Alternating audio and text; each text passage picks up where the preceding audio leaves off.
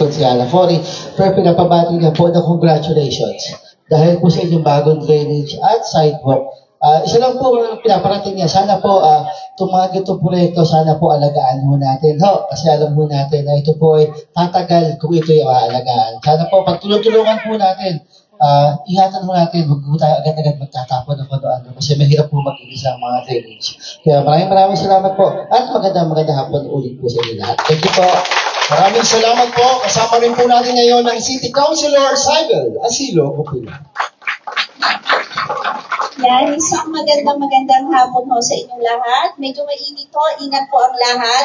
Pero syempre, napakagandang araw nito at napakasaya sapagkat ngayong araw, i-inaugurate natin ang ating drainage at ang ating pathway. Syempre, sa amin na ho, laging paalala, alagaan po natin, panatilihin nating malinis, maayos, sapagkat ang maayos at malinis na kapaligiran, mas magaan ang buhay. Tama po ba?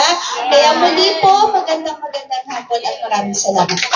Maraming salamat po, Consi. At siyempre kasama rin po natin ang ating City Councilor, Maro Martires.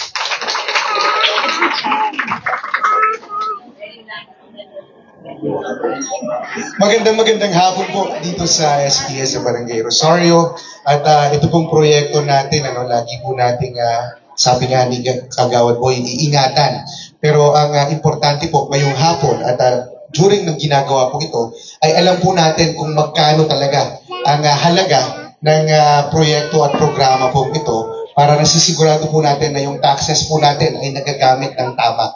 At yung transparency and accountability po na yan, lagi po natin hahanapin yan sa bawat proyekto at programa ng gobyerno at lagi rin po natin tatandaan na ito po ay galing sa taxes ng tao at hindi po sa bulsa ng mga politiko. Lagi po natin yan ipapaalala, hindi lang po ngayon, kundi sa susunod na henerasyon. Muli po, Barangay Rosario, congratulations, good afternoon at mabuhay po kayo. Maraming salamat po.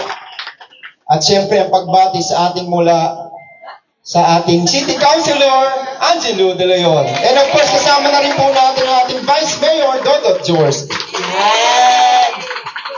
Magandang hapon po sa ating lahat. I'm sure excited kayo sa ginawa ng inyong pamahalaan ngayong hapon na ito. At pwede ba akong magtanong, good news, bad news? Good news, dahil nga kayo ay magkakaroon ng bagong drainage, hindi lang yun ang good news. Meron ba kayong idea kung magkano na ang budget ng ating lungsod? Good afternoon, Mike. May idea na ba kayo magkano ang budget ng ating lungsod? Sino dito ang marites? Taas ang kamay. Wala. Ayun talaga. Yan dapat ang mga minamarites natin ngayon kung magkano ang budget ng ating lungsod. Bakit po kamo? Para alam natin kung ano yung mga dapat nating hanapin. Ano yung dapat nating abangan ng mga programa, proyekto at aktibidades. At isa na nga po yan, yung magandang drainage natin. At ito po ang good news. Alam niyo ba na ang budget ng lungsod natin sa 2025, ngayong taon na ito, ay 22 billion pesos. Mamaya, babanggitin na yan nila Mayor, nila Vice at Nicong kung ano yung mga programa, proyekto. Pero bakit ko ito gusto mong paalam sa inyo? Kasi, kukunin ko na po yung pagkakataon. Marami pong salamat, ginawa niyo po akong konsehal ng 2022. Thank you po. Hindi, kaya ko yung sinabi kasi po nung kami po ay naipanalo niya ng 2022, ang budget po na pinasa namin ay 13 billion pesos. 2023, ang budget na pinasa namin ay 15 billion pesos. 2024, ang budget na pinasa namin ay 17 billion pesos. Pero sa loob po ng isang taon, nang dahil sa mabuting pag-gobyerno at may accountability, transparency, sa loob po ng isang taon, tumaas po tayo ng 5 bilyong piso. Kaya ang budget natin ay nasa 22 billion pesos. Palakpakan niyo po ang mga sarili niyo dahil po yan sa inyo, dahil po yan sa taxpayers' money. Kaya marami po tayong aabangan ng mga programa, proyekto, mas magagandang programa at proyekto, aktibidades para sa ating ngayong taon na ito. Kaya maging excited po tayo, maging pasigenyo. Exciting times naman talaga ngayon. God bless you po. Mabuhay po tayo. Thank you. Maraming salamat po si Angelo.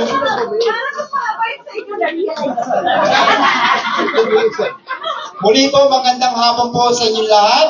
Welcome po sa ating maiksing programa. para po sa ating inauguration ng construction of drainage system and sidewalk dito sa SPS 1. Para po umpisahan ang ating maiksing programa, tinatawagan po natin si Miss Rosemary Juanites para po sa ating panalangin. Magsitayo po tayo lahat.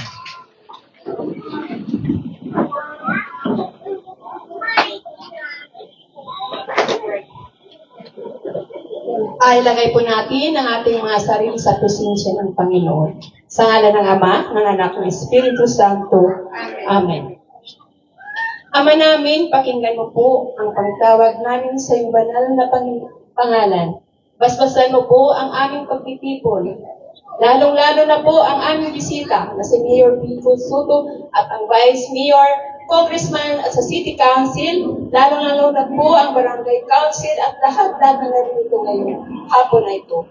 Pagyamanin mo po, Panginoon, ang maging nakaayon sa iyong kalooban, ang aming pagkita-kita mula sa simula hanggang katapusan. Masalaminawan namin ang layunin mong dakila sa aming buhay at maisagawa namin ngayon ang aming mga gawain na may kabutihan at pag-ibig sa aming kapwa. Kami po'y nanikluhod sa iyong harapan na kami iyong patnubayan at iwaksi ang aming kaisipan, ang anumang masamang kaisipan, inggit at pakipag-alit sa aming mga kasama. Bigyan mo po ng sapat at lakas ng katalinuhan upang maibahagi namin ang aming mga kaya sa aming mga kasama sa pagtitipon na ito. Ilagay mo po sa aming diwa at puso ang pagmamahal na hindi naghihintay ng anumang kapalit, bagkus ay bukas palad na ipagkakaloob ng anumang tulong. Panalangin namin ang lahat na ito sa pangalan ng iyong bugtong na anak na si Jesus. Amen. Sa ngalan ng Ama, ng Anak, ng Espiritu. Amen. Maraming salamat po, Ma'am Rosemary. Magsuot po tayong lahat. Muli po, magandang hapon po sa ating lahat.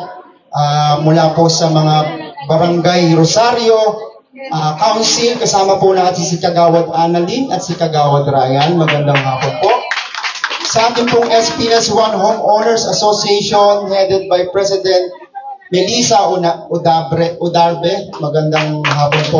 Sa ating pong City Councilor, represented by ang kanyang anak po, si Kagawad Boy Raimundo, City Councilor Cory Raimundo, City Councilor Saibel Asilo Bupilan, City Councilor Maro Martires, and City Councilor Angelo De Leon.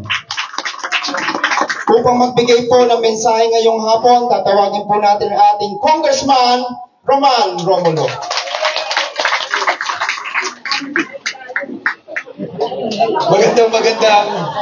Magandang hapon po sa ating lahat.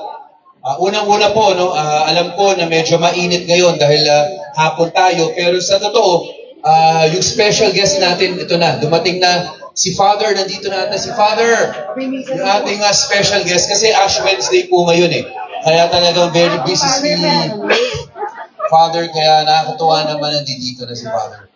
Again po, alam namin na hapon ngayon, medyo mainit, mahirap po para sa ating lahat,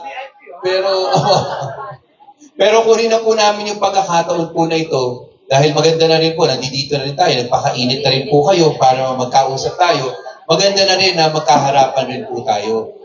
Unang-una po, mabanggit ko lang po sa inyo, sa totoo bilang kongresista po ninyo, representante sa kongreso, talaga naman yung pangunahing trabaho ko po, ay magsulat po ng mga batas. Pangalawa po, talagang minsan may mga proyekto po na nagagawa rin dito sa ating lungsod. Siguro po, mabalita ko sa inyo, last week po na nakakatawa, na nakapag-blessing at turnover na po tayo nung ating skate park dito sa lungsod ng Pasig. Nandiyan po yan sa East Bank, meron na po tayong bagong skate park po dyan. At ongoing po yung ating medyo mahaba na ginagawa po dito ng Esplanade. Ang totoo po, yung Marikina River po, mahaba po yan ang daming barangay. May Rosario, may Bunga, Canyogan, Kapasigan, San Jose, tapos Santa Rosa, Sumilang. Sa totoo, mahaba po yung Trinata-verse nung Marikina River. Pero napapansin nyo rin po naman, yung totoo, pag umaga, pag hapon, pag ginamit mo yung C. Raimundo, o pag ginamit mo yung mga kalsada natin dito, medyo traffic na Yan ang totoo. Kaya sa totoo, gumagawa na po tayo ng daan along Marikina River. By this year po, tapos na po from Canyogan all the way to Barangay Santa Rosa. Matatapos na po yung esplanade na yan. Next year po, tatapusin po natin yung may bunga na lang. Kasi yung Rosario po meron na. So by next year po, mako-connect na po natin from Bridgetown all the way po, makakalakad ka na o makakapag-tricycle o sasakyan ka, all the way to Barangay Santa Rosa, using po yung bagong arterial road na yan. Kaya sana po ay abangan rin po natin yan. By this year po, yung sa skate park na binuksan po natin dito sa East Bank, across yan, pagkalampas mo ng Javier Bridge, this year po, tapos na rin po yung esplanade na ginagawa dyan along East Bank. So masasabi po natin sa totoo, marami tayong magiging pasyalan po dito pagdating ng tamang panahon. Sa totoo po, no, para maduktungan ko lang yun dun sa Marikina River, yung sa Rosario all the way to Santa Rosa. Ang totoo nun po, ginagawa po talaga yun kasi gumuguho po talaga ang lupa. Gusto natin yung Marikina River ay ma-preserve natin na hindi nahuhulog yung lupa doon. So nilalagyan talaga yun ng pile shifting ang tawag, may tawag po doon eh. Pero ginagawa po natin, kinakabitan na po natin yun ng daan pang sasakyan at daan pang tao. Para mahaba po, nakaka-exercise, may arterial road tayo. Pero sa totoo po, nung inaugurate po namin itong MMDA skate park na ginawa natin, kasama natin ng MMDA, kinausap na po natin na sana mabuksan muli yung mga ferry station dito sa Marikina River. Bakit po? Yung ferry station po na yan, makakabit po na yan all the way to Jones Bridge sa Maynila. Eh ang gusto naman po natin, hindi naman lahat pupuntang Maynila. Napakayaman po ng Pasig sa kasaysayan. Gusto rin natin na makaimbita dito sa lungsod natin. Ang totoo po niyan, pag nabuksan natin yung esplanade na yan, yung bukabuan yan, pero by this year, buo na until Rizal High. Pag nabuksan yan with the ferry station, una po, yung mga taga Maynila, Makati, Mandaluyong na may ferry station, pwede na natin maakit pumunta dito sa lungsod Pasig. Ang gagawin po natin, ferry station po doon sa may Rizal High School. Pag bumaba sila ng Rizal High School pa lang, napakasikat na po yan. Sa totoo, ang tagal na sa Guinness World Records yan, na biggest high school. At sa buong Pilipinas po, kilala pa siya. So yan, mapagmamalaki natin mga Pasigenyo. Na pwedeng sila pumisita dito, makikita nila yung Rizal High School. Meron na pong natayo dyan, nung last Congress, natayo po kami nila, mayor nila, vice dyan, nung tanghalang Rizal. Na kung saan pwede tayo magkaroon ng mga cultural shows. Pero pag bumaba ka rin po doon, umakyat ka lang po ng konti, ayun na po yung Dima Salang. Yung oldest bakery po ng lungsod ng Pasig. Na sa totoo po, kilala na rin, marami nakakilala na. Dumiretso ka pa po ng konti. Andiyan na po yung Plaza Bonifacio, Plaza Rizal, Pasig Museum, Bahay na Tisa, yung Katedral, at syempre po yung San Nicolas na maraming antique houses. Ang punto po, magagawa na po natin dito sa lungsod ng Pasig na magkakaroon tayo ng ating domestic tourism from the Esplanade all the way po. Pero sa totoo, kahit ng mga taga-Pasig lang mag-enjoy nun, okay na rin tayo dun eh. Kasi para makita nila.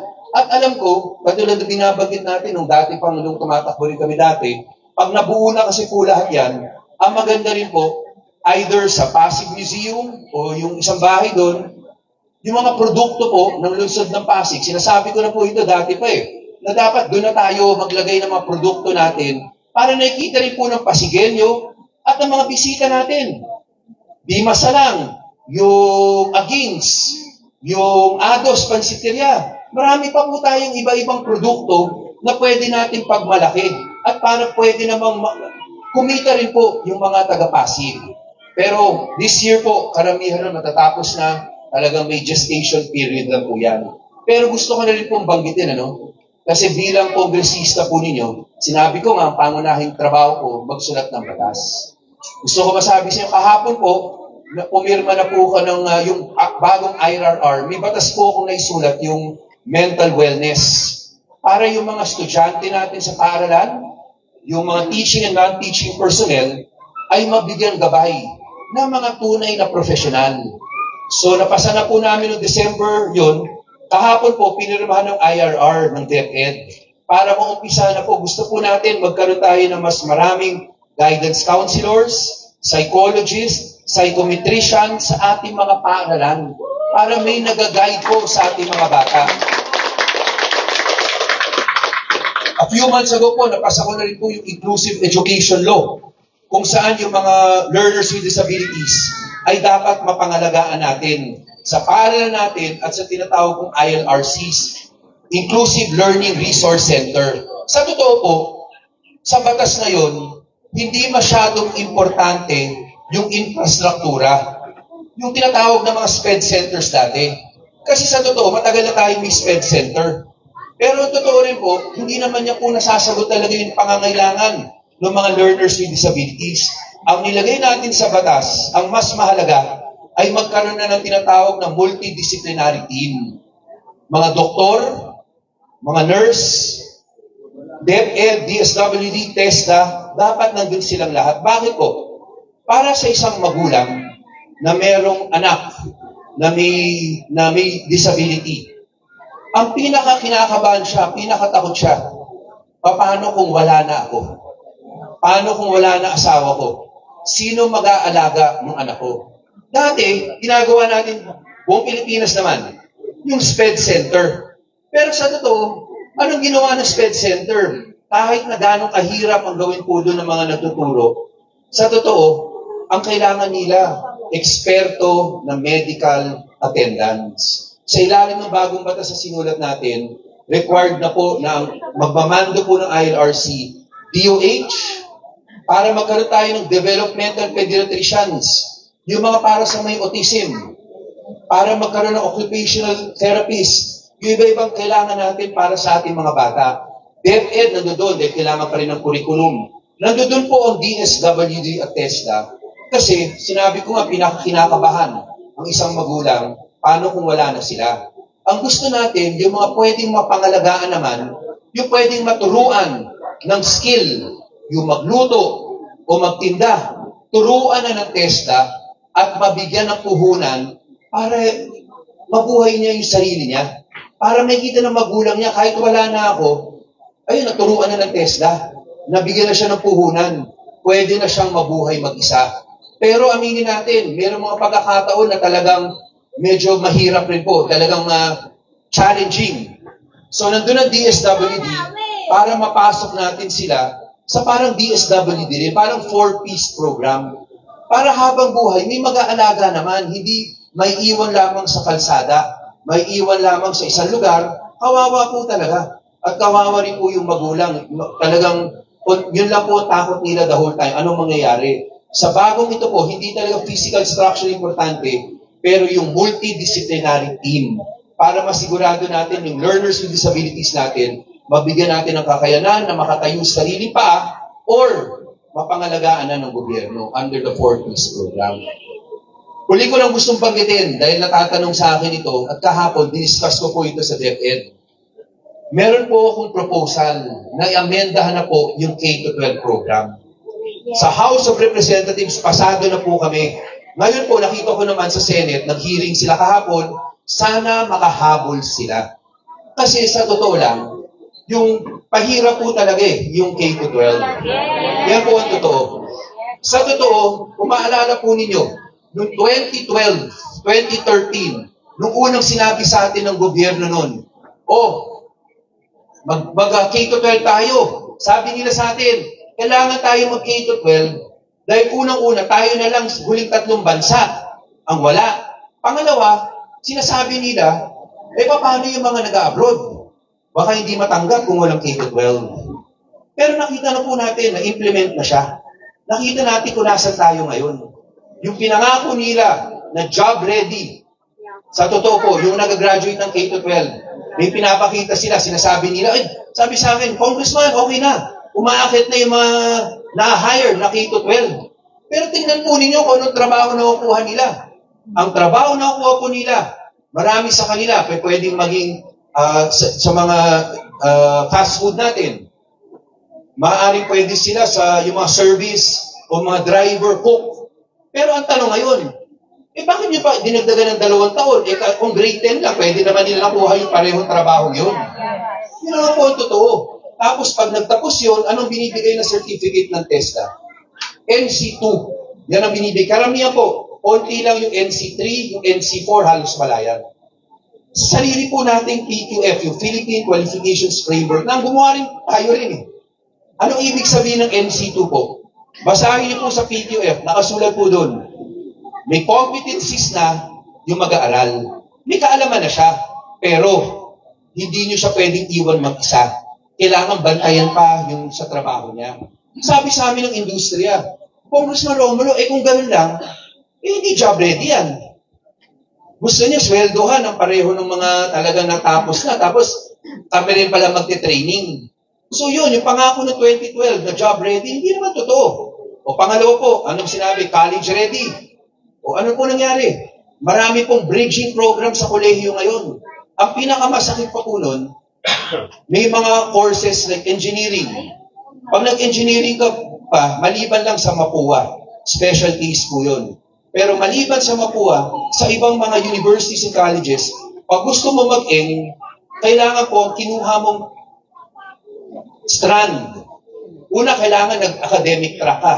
Pangalawa, pinili mong strand, dapat STEM kinuha mo. Kung hindi ka nag-STEM, dadagdagan ka nila ng subject. So yung pinangako noon na, dagdag tayong 2 taon, 11 and 12, mababawasan yung, dito nga dumagdag pa. Kasi nagkaroon ng additional pa, sabi ng universities, hindi. Kulang pag hindi ka nag-STEM, kulang ang kaalaman mo. So nagdadagdag pa. So pahirap po talaga. Ang proposal ko po ito, pasado na po sa House. Sabi ko, sana makahabol ng Senado. Third and final reading, pasado ko na po. Pagdating mo ng grade 10, pagtapos ng grade 10, graduation na muna po para sa lahat ng estudyante. Dapat may diploma sa grade 10. Pagtapos ng grade 10, dito na po pwedeng pumili ang mag-aaral. Una, di ba ang sabi nila sa atin noong 2012, 2013, hindi, kailangan natin dagdag 2 taon. Kasi paano kung nag-abroad? Kung nag-abroad yan, baka hindi matanggap. Pero tingnan niyo po ang statistics. Sa 100% na Pilipino nag-graduate, 10% lang ang nag-abroad. So yung 90% pinahirapan nila. Pinadagdagan nila. Paano kung kailangan na magtrabaho nun? Paano kung kailangan tumulong sa bahay na po yun? Kaya sinasabi ko, bigyan na natin ng diploma. Kung gusto niya magtrabaho, tumulong sa tatay-nanay niya, pabayaan mo natin makatulong. Anyway, may ALS na, ako rin nagsulat ng ALS. Pwede sila maka-ALS para makabalik hanggang kolegyo. Pero payagan na muna natin magtrabaho, makatulong. At least, parang 4th year high school, may natapos sila, may kaalaman sila, at may diploma na sila. Pangalawa, paano yung gusto pang magpatuloy? Kasi, sa totoo po, maganda ang TechBook. Yung skills po, maganda yun. Yung skills training, yung mga TESDA, maganda po talaga yun. Ang kulang lang nila, hanggang NC2 lang nila binibigay. Kailangan lumabas doon. Ang problema po, sa kasalukuyan, habang nasa DepEd yan, nag-aaway po talaga. May struggle eh. Kasi pag ikaw ang DepEd, sa other the law, ang trabaho mo, siguraduhin makapagkolehiyo. Ang TESDA, siguraduhin mo maging skilled worker. Iba yung objective nila. Parehong kailangan ng oras. Pag gusto mo maging NC3, NC4, hindi pa pwedeng konting oras lang yun. Kailangan mahaba rin. Kasi mahirap rin po maging skilled worker. Kaya sinabi ko sa bill, ganito na lang. Tapos mo na grade 10, ngayon kasi mga 29% nagte-techbook talaga sa 11, 12, tapos NC2 lang nakukuha nila. Sabi ko, yung gusto mag-techbook, pwede mag-techbook, alisin na natin sila sa DepEd. Didiretso na po sila sa isang industriya. Pagdating nila sa industriya, bago sila pumunta sa industriya, may 6 months po na functional literacy. Sisiguraduhin na marunong sila magbasa at naintindihan ang binabasa nila. Math, grade 11 appropriate. Yun ang gagawin ng TESDA, DepEd sa kanila. Turuan lang. After that po, EBET na sila. Enterprise-Based Education and Training. Didiretso na po sila sa isang industriya para aktual natututo po sila. Para pagtapos po nila doon, hindi NC2 ang makukuha nila, aabot silang NC3, NC4. Pangalawa, ngayon po, magtanong kayo, yung iba nga nag-on-the-job training, sila pa nagbabayad para maka-OJT. Yun ang totoo, di ba? Under ang proposal namin, ibabalik natin yung labor code talaga. Pag learner ka o apprentice ka sa isang industriya, dapat ikaw ang bigyan ng allowance. Maliwanag yun sa batas. Dapat ikaw naman ang bigyan. Ngayon, pag natapos ka ng NC3, NC4, nakadiploma ka, pag nakadiploma ka, may sinulat po akong batas ng 2014 yung Ladderized Education Law. Pwede mong gamitin yun, hindi ka na mag-grades 11 or 12, pwede ka nang dumiretso sa kolehiyo. Basta may diploma ka na sa TESDA. Yun yung NC4 actually. So yung another pathway yun. Ngayon, paano tatanungin nyo, congressman, paano yung gusto pa rin magkolehiyo? Paano sila? 69% po yun ang gusto magkolehiyo pa rin. Tatanggalin mo ba yung 11 and 12? Sa totoo, napasok na yan. Ang hirap tanggalin. Kaya ito naman, kung ikaw naman ang pinili mo, gusto ko magkolehiyo, mag-grade 11 and grade 12 ka pa rin, pero wala ng tracks, wala ng strands. Ang subjects lang na mandatory, yung general subjects sa first year college. Yung English 1, history po naman ang tinuturo sa first year college. Mga ano lang po yun, baka 6 to 8 subjects lang po yun. So 11 and 12 mo, hindi na pupunuin ng bata ng kung ano-anong subjects na base naman po sa mga pag-aaral, wala rin tayong teacher na pwede magturo ng subjects na yun. Ang ituro natin, yung general subjects sa first year college. Pag napasa nila yun, anong ibig sabihin? College ready sila. Walong subject lang yun, pero college ready sila. Napasa nila yung first year college Pagtapak nila ngayon ng kolehiyo, meron po mga advanced placement exam doon. Pwede nilang kunin yun para makredit yung kinuha nilang subject sa 11 and 12. Para kaysa 4 years sa kolehiyo, pwedeng 3.5 years na lang o 3 years. Mas mahal ang kolehiyo, mababawasan natin yung time naman nila sa kolehiyo. Ngayon, meron lang akong inad pa na isa. Pagtapos ng grade 10, ang bawat estudyante, pwedeng kumuha ng tinatawag kong honors exam. In fact, yun ata yung sinulat ko sa batas. Honors exam. Yung honors exam po na yan, ang magbibigay po ng CHED. Sila yung mag-formulate ng questions.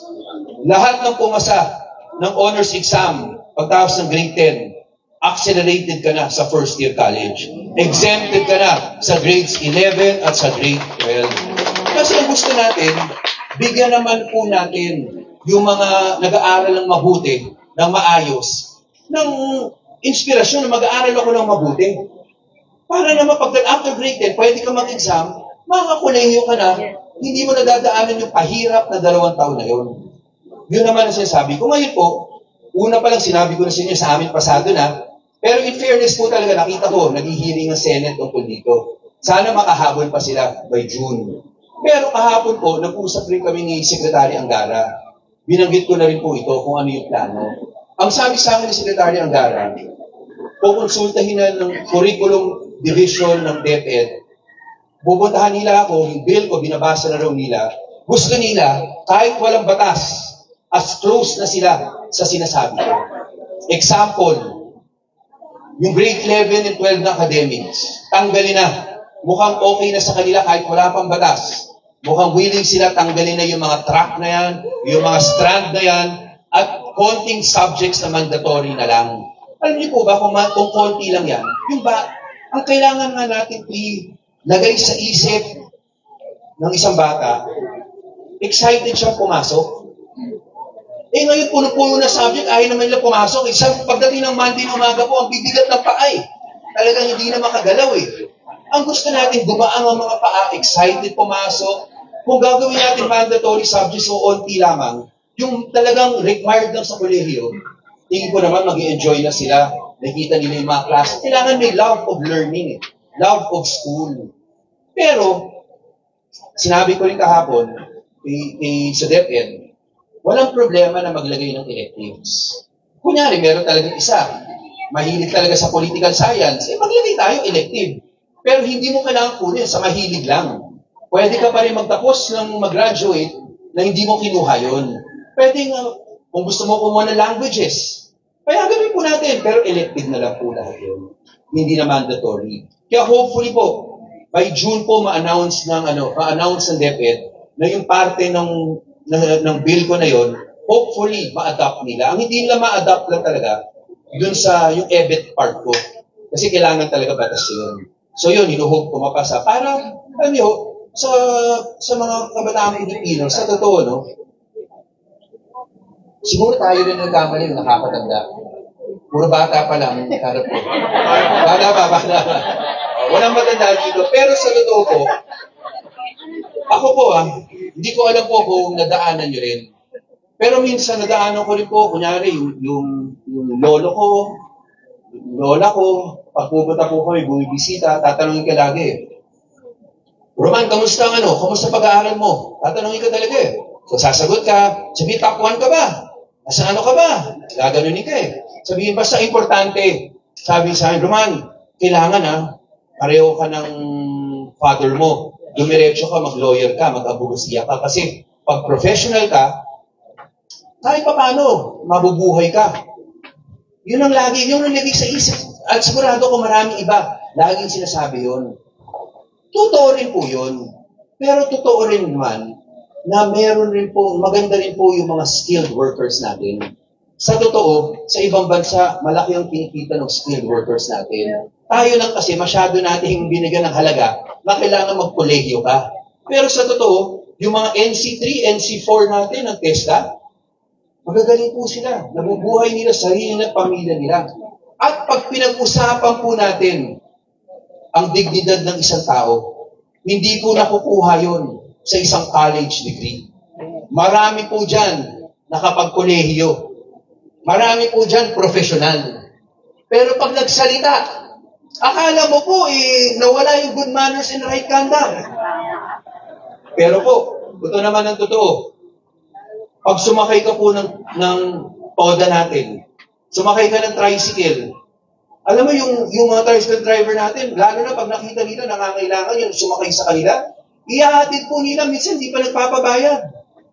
Ganun po ang importante po yung dignidad sa trabaho ginagawa, hindi yung nakuha mong degree. Meron pa nga dyan, kahit makausap po natin yung mga simpleng tao po talaga, mas mabuti pa sila sa iba kong nakilala na mga profesional o nagtapos ng kolehiyo. Ang karakter ng tao hindi nauhubog ng edukasyon. Yan po nauhubog talaga ng pamilya na, ng surroundings niya. At yun na sa atin na yun. Kaya sana po talaga ay siguraduhin na natin na maprotektahan natin yung kabataang Pasigenyo, kabataang Pilipino. Doon naman, maaaring hindi pa rin pareho opinion natin sa lahat ng bagay. Wala rin naman perfect ng tao. Pero sa bagay na yan, dapat magkaisa tayo na siguraduhin natin yung sunod naman na henerasyon, hindi nila daanan yung mga challenges na dinadaanan natin ngayon. Kaya muli po, sa ating kay Mayor Vico, Vice Mayor Dodot, sa ating mga City Councilors, congratulations dito sa proyektong ito. At nakikita ko po, napaka-appreciative po ng ating mga kasama po dito. Maraming salamat kahit mainit po. Ang dami pong tao na dito. Mabuhay po ang Rosario, mabuhay po ang lungsod ng Pasig. Maraming salamat po, Congressman Roman Romulo. Ay, sabi ko po kanina, kung baka pwedeng habaan nyo kasi wala pa si Father, kumakain pa lang. Hinabaan nga po talaga. Pero gusto ko po magpasalamat sa ating pong water station sa Ozone Pure. Kanina pa po sila nagpapalibre ng inumin po. May water dispenser po doon sa likod. Dahil po mainit. So anyway, tuloy-tuloy po tayo. Ngayon naman po, pakinggan po natin ang mensahe ng ating Vice Mayor, Dodot Jaworski. Thank you. Magandang hapon. This program is brought to you by Ozone Pure. Supportan po natin ang ating sponsor ngayong hapon. Salamat po ulit sa patubig nyo. Thank you very much po. Thank you. Sa ating butihing Mayor Vico Soto, kay Congressman Roman Romulo, sa ating mga konsihal na nandito ngayon, kay Councilor Angelo, Councilor Saibel, Councilor Maro Marquez, kay Councilor Cory Raimundo, represented by Boy Raimundo, siguro pang nandito, sa ating mga barangay officials, Kagawad Daneling, Kagawad Dayan, kay Ma'am President Udarbe, course, kay Father Melvin, sa ating pong opisyales ng SPS, sa ating lahat, isang mapagpalang hapon po. Salamat po sa yung napakainit na pagtanggap sa amin, no? Talagang ramdam na ramdam namin yung init dito sa inyong lugar. Pero kanina, sabi ko nga kay Mayor, kanina pagsakay ko sa kotse, dahil nakabilad sa init, nakalagay doon 46 degrees. Sabi ko, para tayo magluluto ng itlog sa araw nito. Pero sa totoo lang naman, itong araw na ito ay napaka-special dahil meron po tayong blessing inauguration ng inyong newly improved na paganda ng inyong sidewalk ngayon. At siyempre, yung ating drainage improvement dito sa inyong lugar sa SPS1. So, congratulations po sa inyo. Ang konting habilin lang po namin siguro ay, una sa lahat, ito ay hindi nyo naman dapat magpasalamat sa aming mga politiko. Kami po ay ginagampanan lang namin ang aming tungkulin, no? Sa mga posisyon na hinilal nyo kami. No? So kami po ay nandito para gawin ang aming trabaho. Kaya ang nagbabayad po niyan, kayo din. Taxpayers money din po yan, di ba? Hindi po yan galing sa aming mga bulsa. Kaya ang pakiusap lang po natin, dahil galing din sa inyo yan, dapat po alagaan po natin. No? Sa amin pong pag-iikot, kami ni Kong, ni Mayor, everyday po, na meron po kami oplang kaayusan. No? Isa sa pinaka-problema po namin talaga yung pag-ikot namin yung drainage natin, palagi pong barato, punong-puno na basura. Yung basura po, lalo-lalo na galing sa mga plastic na kinakain ng ating mga bata. No? Pati po yung mga upos ng sigarilyo, yung mga empty, yung bote ng tubig, ng mineral water, tinatapon po natin sa mga drainage natin. Iniisip natin, yung basura, nakakalimutan, mawawala pag tinago natin sa ilalim. Pero pag umulan naman at nagkaroon ng baha, bumabalik po yung problema sa atin. Diba? So kailangan po natin pangalagaan. Yun po ang kailangan namin na bigyan ng pakiusap sa ating mga magulang na nandito. Katulad na nabanggit nga ni Congressman Romulo kanina, no? Yung edukasyon po sa eskwelahan, may hangganan po ang ating maituturo sa ating mga anak. Dapat po katulong, kasama at kasabay ang pagtuturo ng magulang sa bahay. No? Kung ano po ang responsibilidad natin bilang mga mamamayan sa ating lungsod. Sino ba may-ari ng Pasig? Si Mayor Vico ba? Si Congressman Roman ba? Si Vice Dodot ba? Hindi naman kami. Ang may-ari ng Pasig ay ang Pasigueño. Ito po yung kailangan natin itanim sa ating mga puso ngayon isipan. Na magkaroon tayo ng ownership sa ating lungsod. Ating ito, alagaan natin ito, mahalin natin ito. Dahil kung tayo natin magkakasama-sama isang pangarap na mayangat natin ang buhay ng Pasigueño, hindi malayo po mangyayari na yan. Bakit? Dahil nakatungtong tayo sa isang pundasyon ng gobyerno ng isang malinis na pamamahala. Yung aming mga kalaban po sa politika, madalas ko po marinig na hindi daw importante yung anti-corruption. Pero nabanggit na nga ni Angelo kanina Ang anti-corruption program po ni Mayor Vico Soto, yan ang dahilan bakit yumayaman ang ating lungsod. Dahil unang-una, alam ng tao, hindi nila nakaw ng mayor yung pera, willing na sila magbayad ng tamang buwis. Pangalawa, dahil hindi na kumukuha yung mayor ng komisyon, dati meron kasing SOP na nangyayari po sa buong Pilipinas, alam naman po natin yan. Hindi nga yan sikreto. Pero sa Pasig, kakaiba. Kasi dati nga, pag kumuha yung mayor ng porsyento, ng 20% o 30%, hindi sasabihin ng vice mayor, kung mayroon yung mayor, dapat meron din yung vice mayor. Isasabihin naman ng mga konsehal, teka muna, meron si mayor, meron din si vice mayor, dapat meron din yung mga konsehal. Isa ba tatakbo yung papel? Di ba dun sa baba? Sa bawat opisina ngayon sa loob ng city hall, meron din humingi. 1% dito, 1% dito, kalahating porsyento dito. Ang tanong, ano pong natitira sa proyekto? Kaya po hindi tayo umuusap bilang isang bansa. Yan ang dahilan bakit tayo napag-iiwanan. No? Kaya pag meron nagsabi na hindi importante ang korupsyon, naniwala na ako kayo. Ayun, nakikita naman natin, di ba, napakalaking problema po ng korupsyon. Napag-uusapan yan sa lahat ng mga sa national. At kailangan po natin kumilos. Kaya itong panahon na ito, ang pinakamagandang panahon para maging Pasigueño. Dahil proud tayo sa mga pagbabagong nangyayari dito sa ating lungsod. At tinitingala tayo Diba? Tinitingala tayo. Bakit? Isipin nyo, tayo lang ang meron anti-corruption champion. In the name of Mayor Vico Soto. Nabanggit na rin yung education. Wala pong shortcut, no? Whether it be from skills training or proper education through college degrees, education pa rin po. Kailangan nyo po natin magtanim, mag-invest sa ating kabataan. That's why priority ng administration ni Mayor Vico ay ang edukasyon. Mula 11,000 scholars ngayon, nasa 25,000 ang scholar natin. Higit pa dyan.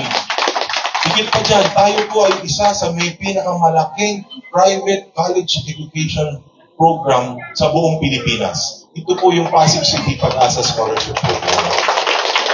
Kung saan po nagbibigay pagkakataon, makapag-aral ng kolehiyo, yung mga batang nagnanais na magtapos ng college, pero hindi sila ganun katalino. Bakit po natin naisip ito? Kasi ang pinakamamagaling at pinakamatatalino, sila ay nabibigyan ng pagkakataon maging scholar sa ating pamantasang Luzon. Dahil yan po ay by ranking. Siyempre, bigyan natin, i-award natin, o reward natin dapat. Bigyan natin ng reward yung ating masisipag na mag-aral ng mga bata. Pero yung mga average na estudyante, nadala rin siguro ng sitwasyon at sa kanilang kahirapan, hindi sila nabibigyan ng pagkakataong makapagtapos.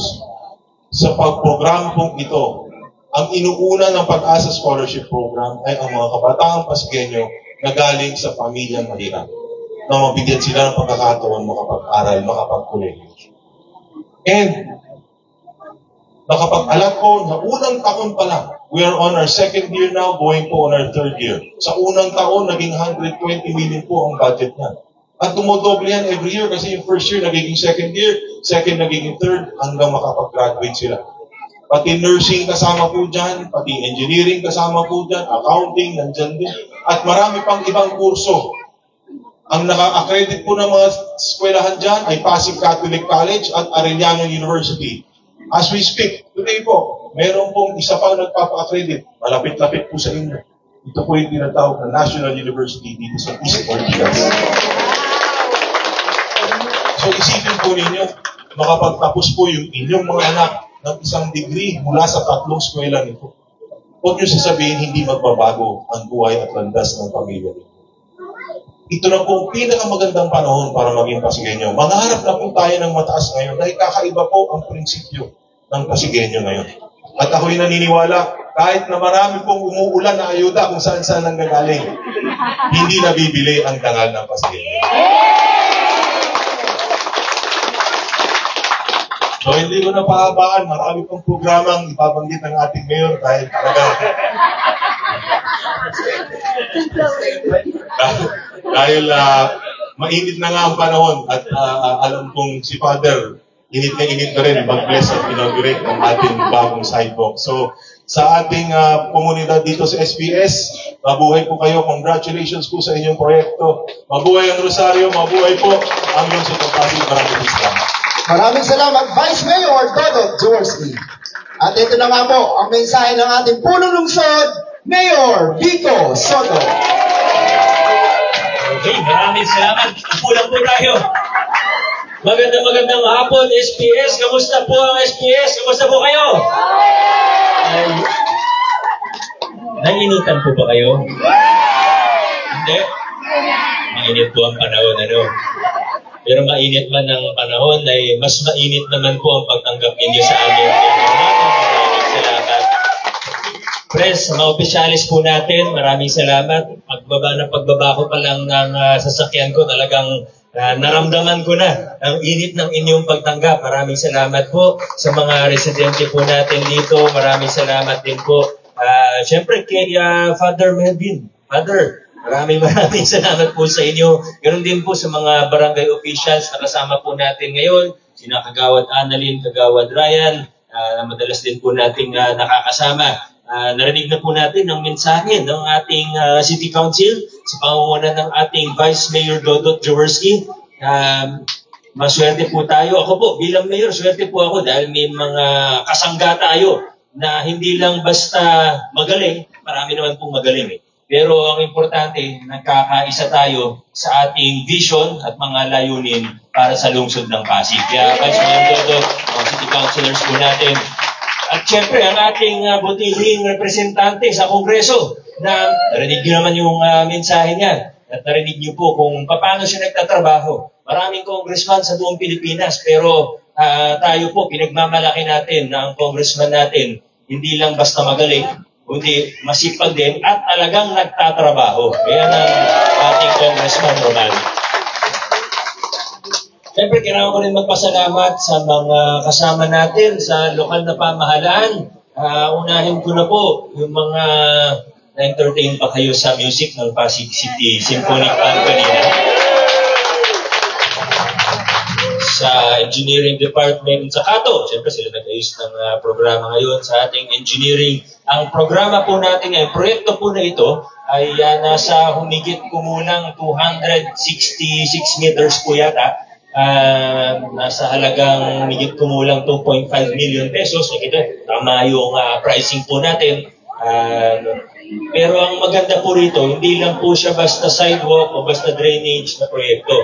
Para sa akin, ang pinaka-importante po rito ay pinagdugtong po natin ang inyong mga drainage. Kasi dati po may drainage kaso hindi sila magkakarugtong. Ngayon po, konektado na po ang inyong mga drainage. So makakatulong po yan para mas mabilis na umupa ang kanon. So yan po, maraming salamat sa engineering. Nasa mga engineer natin, nakasilong po. Ayan, nandiyan yung mga engineering natin. Maraming salamat sa kanila. At talagang makikita natin yung mga improvement, yung mga magagandang nangyayari sa ating lungsod.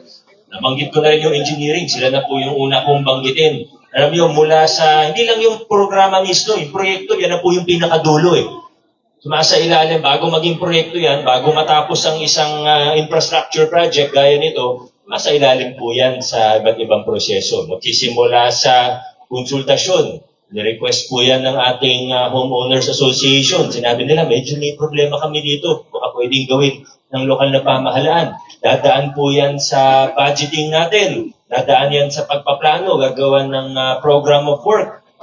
Tapos dadaan sa procurement o sa public bidding po natin. Pag over 1 million pesos po, dadaan sa public bidding. At masasabi ko po talaga na ang laki ng mga improvement na nagawa natin. At yung unang term ko po bilang mayor ninyo noong 2019, medyo naabutan lang din tayo ng pandemya. No? Alam na naman po natin lahat yun. 7 months pa lang po akong mayor o ilan pa? Tama, mga 7-8 months po akong mayor. Tinamaan na tayo ng pandemya. Lockdown, bawal lahat. Bawal lumabas ng bahay. Bawal ang ganito, bawal ang ganyan. Yung ano ba tawag doon? ECQ. At kung ano-anong QQ na nangyari sa atin. Pero sinimulan po natin noon yung paglilinis ng ating pamahalaan. May mga programa, may mga proyekto pa rin. Wala naman tayong tinanggal na mga programa. Marami nga tayong dinagdag. Tayo ng scholarship. Taon-taon dumadagdag yung bilang ng scholar natin. Pero para sa akin po, ang pinaka-importanting nagawa natin noong unang term ay yung paglilinis ng ating pamahalaan. Kasi yung programa, yung proyekto, sa totoo, kahit sino pwede gumawa niyan. Pero yung paglilinis natin ng pamahalaan, yung pagtataguyod ng mga prinsipyo ng mabuting paggugobyerno, hindi lang yan para ngayon, hindi lang yan para sa isang taon, kundi yan po yung pamahalaan, ito po yung gobyerno at estilo ng paggugobyerno na ipamamana natin hanggang sa susunod na henerasyon ng mga Pasigilyo. Yan po yung tinataguyod natin ngayon. So, opo, may mga proyekto katulad nito. Opo, marami tayong ginagawa, marami tayong programa mula sa senior citizens hanggang sa para sa mga mag-aaral. Pero pinaka-importante sa lahat, inaayos natin ang ating gobyerno. Kung dati, bawat programa, bawat proyekto, may porsyento, yung mga hinukwento ni Vice kanina, ngayon, wala nang ganyan. Hindi ko sinasabing 100% perfect na ang ating pamahalaan. Kahit saan sa mundo, wala pong perfecto. Pero ang layo na po ng nairating natin bilang mga Pasigleño. Ang layo na po talaga. Katunayan, yung iba sa mga malalaking project natin na ayokong gawin nung unang term ko dahil namamahalan po ako. Ngayon, nagagawa na po natin siya na hindi nagbawas ng mga program project. Ibig ko sabihin, kada taon, diba may annual budget, pinakwento ni si Angelo kanina.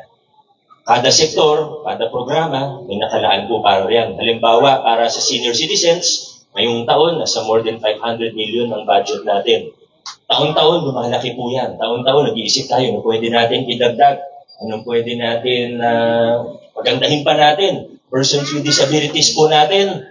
Dati, may programa na naman po. Pero noong 2020, sinimulan natin yung cash gift pag December para sa mga persons with disabilities. Ngayong taon, naipasa na ng inyong konseho para sa mga bedridden. Bukod pa po sa hospice program natin, may delivery ng gatas, ng diaper. Ngayon po, magkakaroon na rin ng quarterly financial assistance. Yung mga bedridden po natin, nakapapasigenyo. So, kada sektor, hindi tayo nagbawas ng kahit anong programa, walang nabawasan na budget. Pero, magagawa na rin po natin yung malalaki. Gaya ng City Hall redevelopment po natin. Alam kong inaabangan na ng napakaraming mga Pasigueño. Ito po City Hall redevelopment. Kwento ko lang po, kasi 2 hektarya po. Hindi siya isang building lang. But syempre, pag gagawing i-oversimplify yung proyekto, sasabihin ako, isang building lang yan. 9 billion. Pero totoo po, talagang may kinabang po tayo dito. Una, karamihan naman po sa inyo nakapunta sa lumang City Hall natin. Nakita niyo yung mga problema, nakita niyo yung mga crack sa mga poste at biga. Kung hindi niyo po nakita, okay lang po. Kasi kung nakita niyo, baka kinabahan pa kayo. So, kailangan natin gumawa na ba? Pero iniisip natin, yung pangmatagalan, gano'n na po tayo mag-isip ngayon. Hindi natin iniisip kung ano para matapos lang o para magawa lang. Lagi natin iniisip ngayon, yung pangmatagalan, hindi lang for 5 years, hindi lang for 10 years, kundi dapat, kung kailangan natin gawin, ayusin na natin, maximize natin yung value ng lupa. Good for 100 years dapat yung itatayo natin. Good for 100 years. Hanggang hindi lang sa anak, hindi lang sa apo, hindi lang sa apo sa tuhod, hindi hanggang sa apo sa talampakan at kung saan-saan pa ay para sa kanila po ito. Pero ba't ko po yun ay kwento? Hindi naman po para i-detalye yung proyekto, May medical facility po yan. May senior citizen center po yan na medyo maganda. May senior citizen ba dito? Hindi kayo magsasabi kagad. Karamihan pala dito senior citizen. Wala po kasi sa itsura kaya nagulat po ako. Ayan po, may senior citizen center po. Hindi lang po siya City Hall, sa totoo. 2 hektar, may plaza, may road network, infrastructure. Kaya ako lang po naikikwento yan kasi medyo malaking proyekto siya. Una, karapatan natin na malaman ang tungkol sa proyekto na yan. Pero pangalawa, ito po siguro yung isa sa pinakamagandang halimbawa kung ano po yung mga pagbabagong tinaguyod po natin, yung mga reforma na pinaglaban natin. Una, yung budget. Malaking proyekto siya, 9 billion. Pero paano tayo nakagawa ng isang proyekto na 9 billion na hindi tayo umutang kahit 1 piso at walang nabawasan na pondo para sa kahit anong programa? Di ba parang magic? Pareho lang lahat, may budget para sa lahat. Lumaki pa nga yung budget ng scholarship at sa lahat ng programa. Pero nakapaglaan tayo ng saan galing yung 9 billion. Alam niyo po kung saan galing yung 9 billion na yan? Yan yung natipid natin na dating napupunta sa kickback.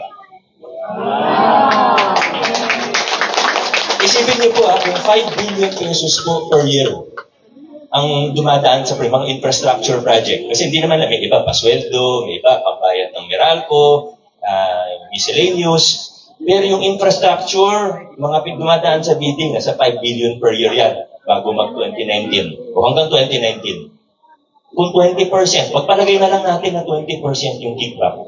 Pero alam natin, di ba, papanood natin yung mga iba sa Facebook, sa TikTok, si Mayor Benji Magalo, nagkukwento siya sa mga porsentuhan.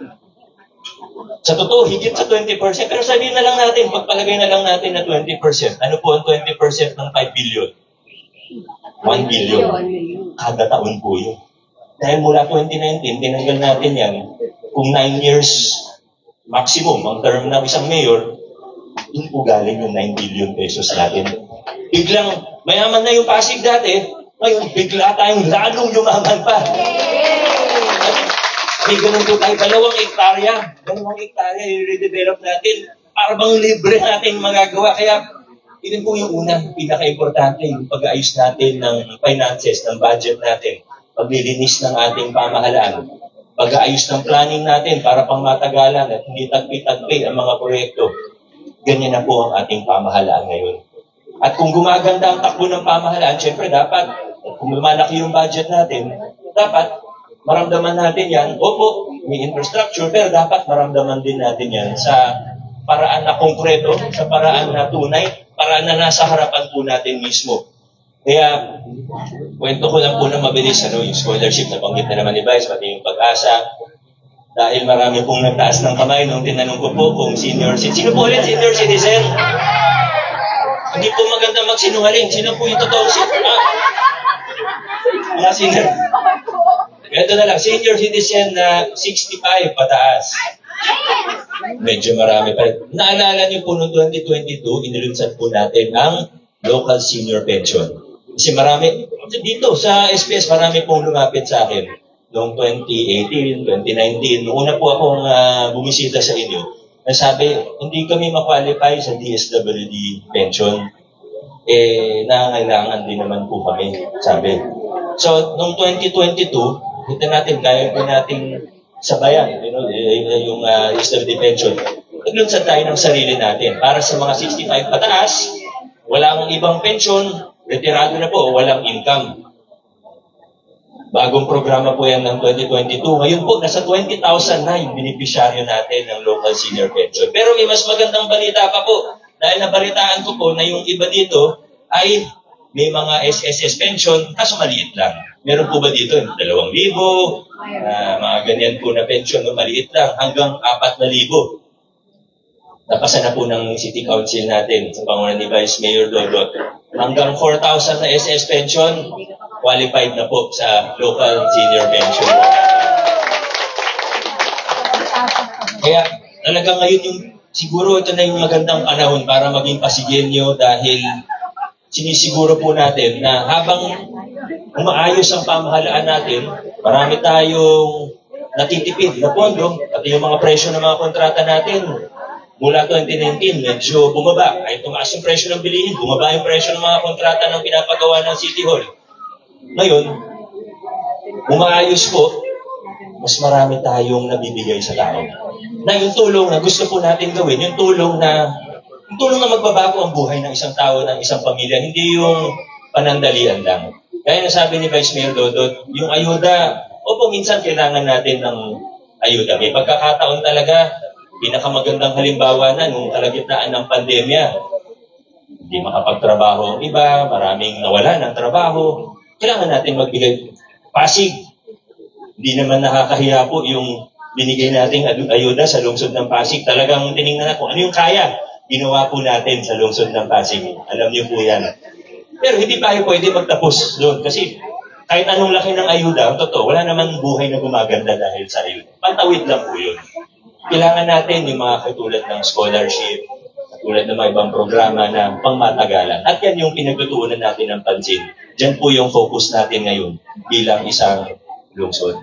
Kaya kailangan dire-diretso po tayo. Kailangan na patuloy po tayo na pasulong yung mga nasimulan natin na pagbabago. Opo, malayo na ang narating natin. Pero kailangan ipagpatuloy. Kailangan paigtingin pa po natin ang mga nasimulan po na pagbabago at reforma.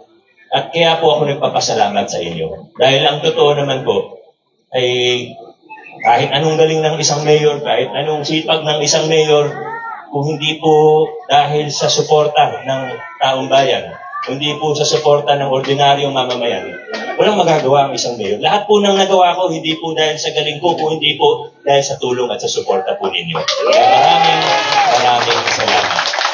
Muli po sa ating lahat, maraming salamat, congratulations, God bless SPS, God bless Barangay Rosario, God bless Pasig City. Maraming salamat po, Mayor Vico Soto. Ngayon po ay dadako na po tayo sa ribbon cutting ceremony.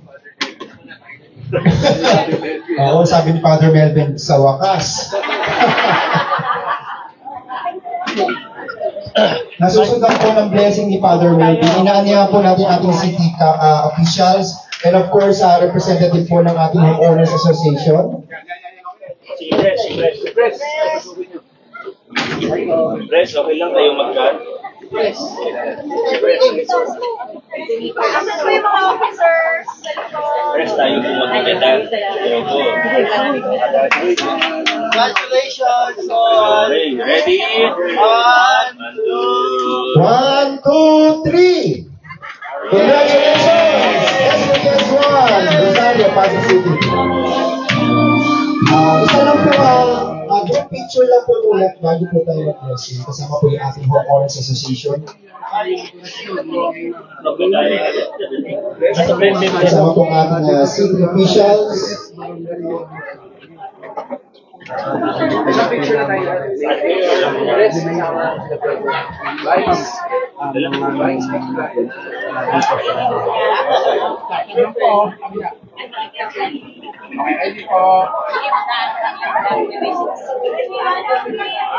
Okay, smile. 1, 2, 3. Isa pa po. Last one. Alright, maraming salamat po. Dadako na po tayo sa blessing sa pamumuno po ni Father Melvin mula sa Santo Rosario Parish. Okay. Light your candles.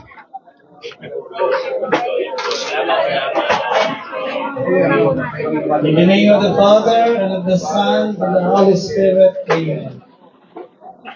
The Lord be with you, and with your spirit. Dear brothers and sisters, the work we have beginning today should enliven our faith and make us grateful. We know the familiar words of the psalm. If the Lord does not build the house, in vain its builders labor. Whenever we look to the interest of our neighbor or the community and serve them, we are, in a sense, God's own co-workers. Let us pray for His help through this celebration, that God will bring this construction a success, and that His protection will keep those who work in it safe from injury.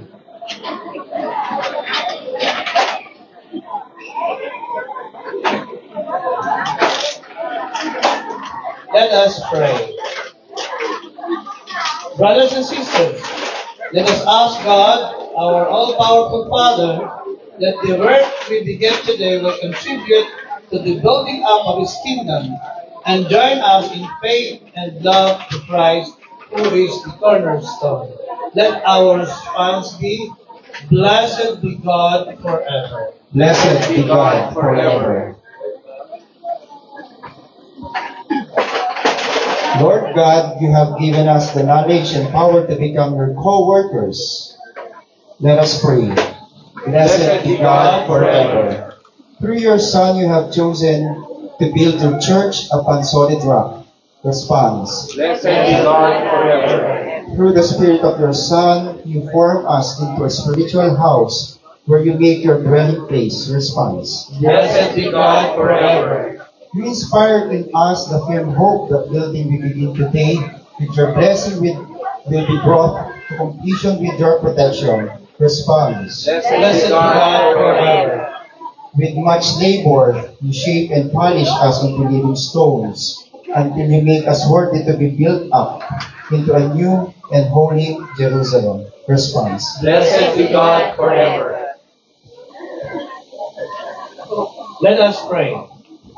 All-powerful and all-merciful Father, you have created all things through your Son and have made Him the unshakable foundation of your kingdom. Through the gift of your eternal wisdom, grant that the undertaken we begin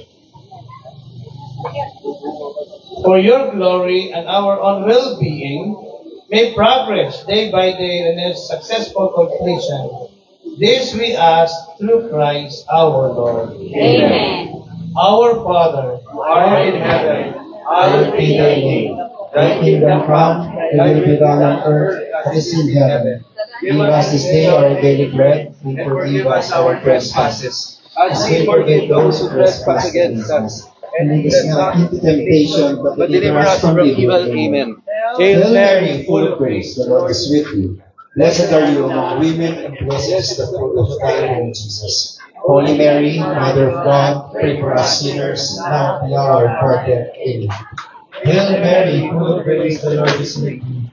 Blessed are you among women, and blessed is the fruit of thy womb, Jesus. Holy Mary, Mother of God, pray for us sinners, now and at the hour of our death. Amen. Hail Mary, full of grace, the Lord is with you. Blessed are you among women, and blessed is the fruit of thy womb, Jesus. Holy Mary, Mother of God, pray for us sinners, now at the hour of our death. Amen. Hail Mary, full of grace, the Lord is with thee. Blessed are you among women, and blessed is the fruit of thy womb, Jesus. Holy Mary, Mother of God, pray for us sinners, now at the hour of our death. Amen. Hail Mary, full of grace, the Lord is with you. Blessed are you among women, and blessed is the fruit of thy womb, Jesus. Holy Mary, Mother of God, pray for us sinners, now at the hour of our death. Amen. Hail Mary, full of grace, the Lord is with you. Blessed are you among women, and blessed is the fruit of thy womb, Jesus. Holy Mary, Mother of God, pray for us sinners, now at the hour of our death. Amen. Hail Mary, full of grace, the Lord is with you. Blessed are you among women, and blessed is the fruit of thy womb, Jesus. Holy Mary, Mother of God, pray for us sinners, now at the hour of our death. Amen.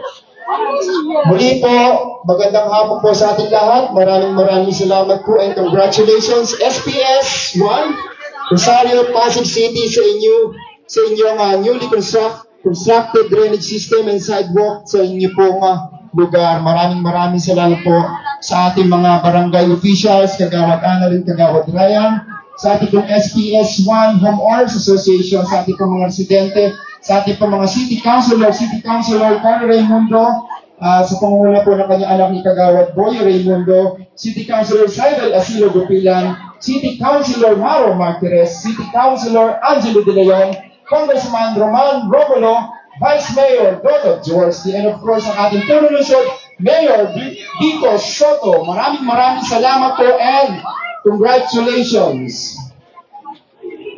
Final blessing.